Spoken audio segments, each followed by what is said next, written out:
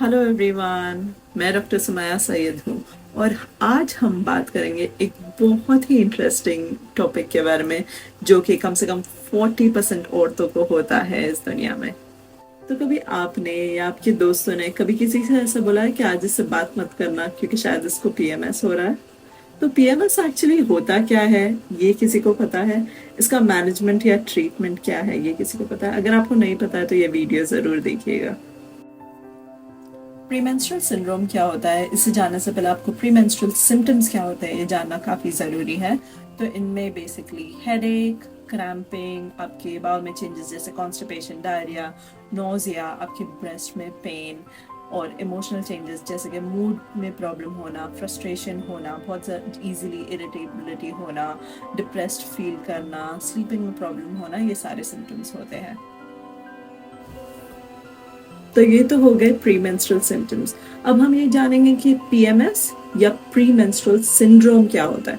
तो पीएमएस जो होता है वो एक क्लस्टर ऑफ सिम्टम्स होता है कि ये सारे बहुत सारे सिम्टम्स का कॉम्बिनेशन होता है और इसकी जो इंटेंसिटी है वो इतनी होती है कि वो आपकी नॉर्मल जो डेली एक्टिविटीज रहती है उन पे इम्पैक्ट करती है। और ये स्टार्ट कब होते हैं? ये या तो 5 दिन पहले से स्टार्ट होते हैं आपके पीरियड्स के, या अप टू 2 वीक्स पहले से। तो अगर आपका पीरियड्स 30 तारीख को है तो ये सिम्टम्स अप्रोक्सीमेटली 16 तारीख से ऑलरेडी स्टार्ट हो जाते हैं।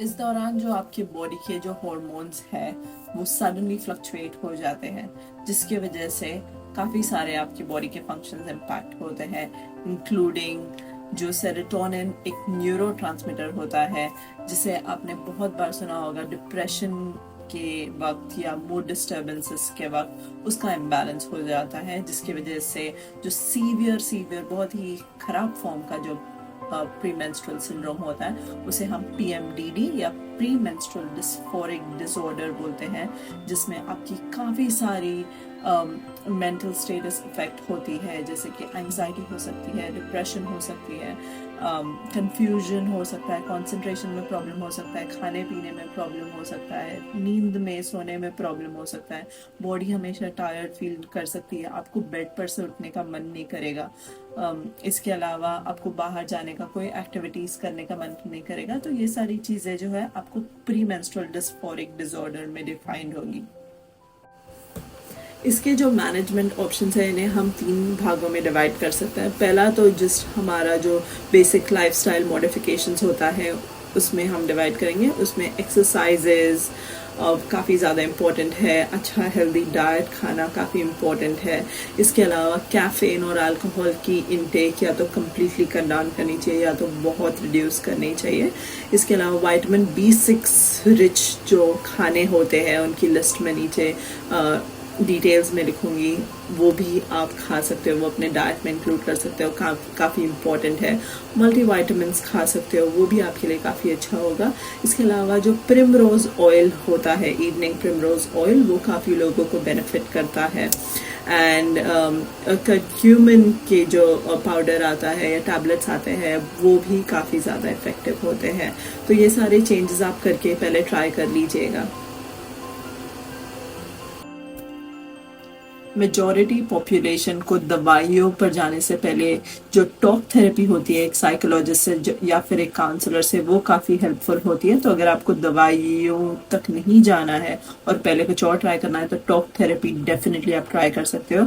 बट बहुत इंपॉर्टेंट है कि आप एक गायनेकोलॉजिस्ट को अपने केयर में इन्वॉल्व कीजिए, एक डाइटिशियन को अपने केयर में इन्वॉल्व कीजिए, प्लस एक साइकोलॉजिस्ट को अपने केयर में इन्वॉल्व कीजिए। क्योंकि इंडिया में इतना ज़्यादा स्टिग्मा है मेंटल हेल्थ के बारे में बात करें तो आप कभी कभी हिचकिचा सकते हो ये सारे लोगों से हेल्प लेने। बट अगर आपने सही लोगों से हेल्प लिया तो आप खुद जान पाओगे कि कितना मेजर डिफरेंस कर सकता है ये पूरा ट्रीटमेंट प्लान आपके लिए। जो नेक्स्ट स्टेज है वो होगा मेडिकेशंस वाला स्टेज, जिसमें हार्मोनल मेडिकेशंस इफेक्टिव है और मायरीना जो होता है वो भी काफ़ी लोगों को पॉजिटिव इफेक्ट देता है। आप अगर उनके फैमिली मेम्बर्स हो या फ्रेंड्स हो, it is very very important कि आप उनके लिए सपोर्टिव रहो, उनकी जो कंडीशन है उसे काफ़ी अंडरस्टैंड करो। And at the same time अगर आपको लगता है कि वो इस स्टेज पे है कि उनको हेल्प की ज़रूरत है, तो उन्हें ज़रूर रेकमेंड करना या इंसिस्ट करना किसी प्रोफेशनल से हेल्प लेने, जैसे किसी गायनेकोलॉजिस्ट से, किसी साइकाइट्रिस्ट से, किसी साइकोलॉजिस्ट से, क्योंकि ये काफ़ी इम्पोर्टेंट हो जाता है इस स्टेज पर। सो ये आ गए हैं हम एंड ऑफ द वीडियो पर। Thank you for watching. Do not forget to like, subscribe and share this video. जिन भी औरतों को आप जानते हो जिनको सिमिलर चीज़ें होती है या उनकी फैमिली से भी आप शेयर कर सकते हो। अगर आपके पास और कोई भी टॉपिक्स है जिनके बारे में आप मुझसे डिस्कस करना